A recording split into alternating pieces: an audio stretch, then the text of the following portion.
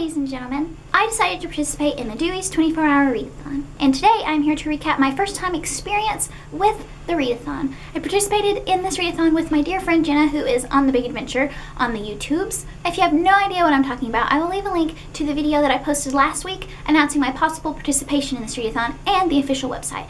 But this readathon took place on April 26th. In my time zone, it started at 7 a.m. On the Friday preceding the readathon, I decided to make my goal 500 pages. So first I will go over the books that I read and my page counts. And then I'll give you a recap of the glorious day that Jenna and I had on Saturday. First, I finished the 179 last pages of Amelia Ann is Dead and Gone by Kat Rosenfield. Then I read 21 pages of The Secret History by Donna Tartt. I really love this book and wanted to read more of it, but I knew that it would slow me down as far as page count was concerned, and I was already kind of behind, but the 21 pages rounded up to an even 200 pages. The next two books that I'm going to mention, I haven't hauled yet, but they will be in my April book haul that will come out on Wednesday.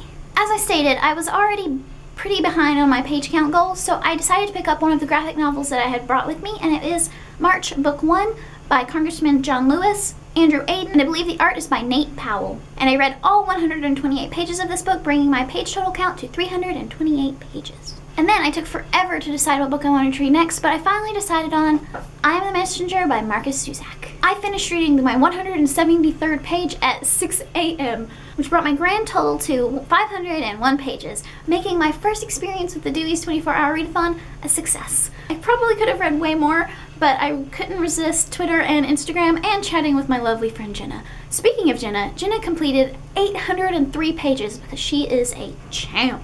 So, on to the glorious day that Jenna and I had. Jenna and I live about 45 minutes away from each other and already had planned on hanging out on April 26th.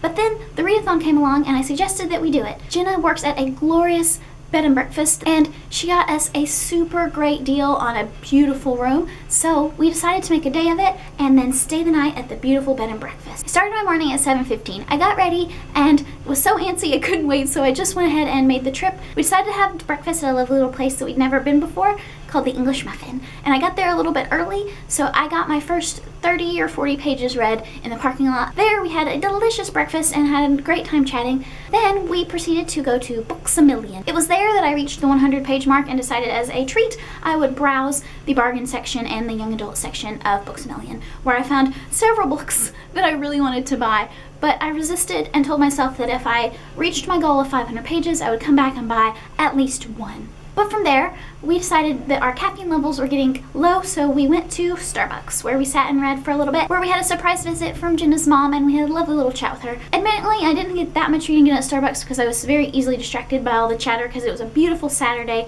and people were coming in and out with their friends and family. We stayed there until it was our check-in time at the inn, and we made it to the inn. Then we went downstairs to have delicious treats, adult beverages, and dessert at the reception at the inn. Then we decided to read outside for a bit, and it was lovely. From there, it got dark, so we decided to go eat dinner at a place called Nuke's, which was delicious. It had an awesome salad. And then we made our way back to the inn, where we spent the rest of the evening reading. At some point, I took a break to have a bath in the glorious whirlpool bathtub. Jenna went to bed at 5, and I went to bed at 6. We were awakened the next morning with a delicious breakfast served to us in our bedroom. Since I had made my goal, whenever we checked out from the inn, I went back to Books A Million and purchased Daughter of Smoke and Bone by Laini Taylor. Jenna and several people who saw me post this on Instagram as one of the books I really wanted to buy had said that this was an excellent book, and it was only $6, so I had to pick it up. And then I made the drive back home, where I was greeted by my lovely husband and little dog. And that concludes my glorious 24-hour readathon experience.